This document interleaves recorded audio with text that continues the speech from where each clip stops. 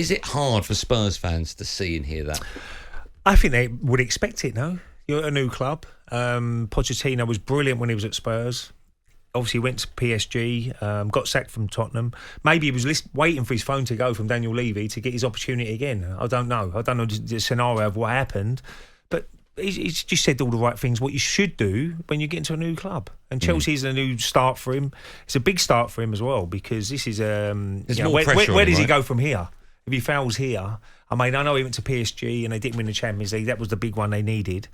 But they can't get no worse, can they, Chelsea? So you're going into a job where you will get financially backed. I know they've let loads of players go at the moment in this window, but they will obviously get players in as well. And what he's got to try and do, what I've saw Chelsea quite a few times last year, very disjointed. You know, when you look at a team of 11 players, you've got to have that right balance between... You can have top players there. These guys are going to win the ball back. They're going to defend well. I saw Chelsea not, playing as a team. Lots of individuals, and that's probably why they failed. And I can go back to the Brighton game when I watched them against Chelsea. Brighton were set up like a team, and that's why they beat them at Stamford Bridge. And you could sense the crowd really not liking what they're seeing. And Chelsea have set the standard so high over the years, haven't they? Going back to Jose Mourinho when he first came in under Abramovich, and they started winning trophies, and suddenly they had that little bit of a lapse really in their performances. The managers have not been right, and they've obviously moved on.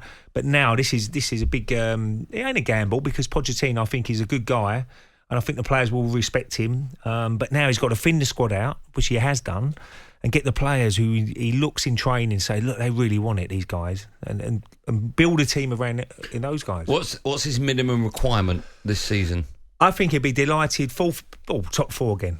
I mean, after this season... That, yeah? Yeah, I think so. It's going to be a slow process with Chelsea. I don't think overnight you can just wave a magic wand and suddenly you're challenging titles again. It was a disastrous season. You've got to forget about last year.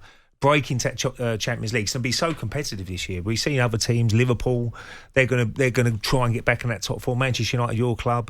Arsenal, they're trying to stay in there now. Newcastle, how they're going to do next season. Man City, we know definitely will be in the Champions League. But other than that, it's going to be a real scrap for that top four. How important is it, Spurs, do you think, as well, for him and for Chelsea, they don't have European football?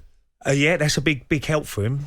You want to be playing in European football, of course, but the first season, he can really concentrate on the cups as well. I mean, the FA Cup could be very important for Chelsea.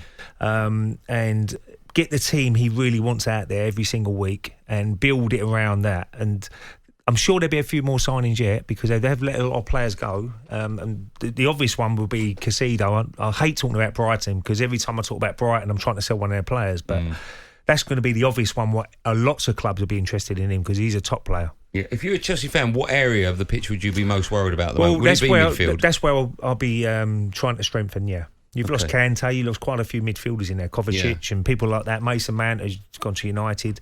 So they're a bit light on midfield. So Caicedo, for me, if they got him, that puts him in a very good position. talkSPORT Drive with Andy Goldstein.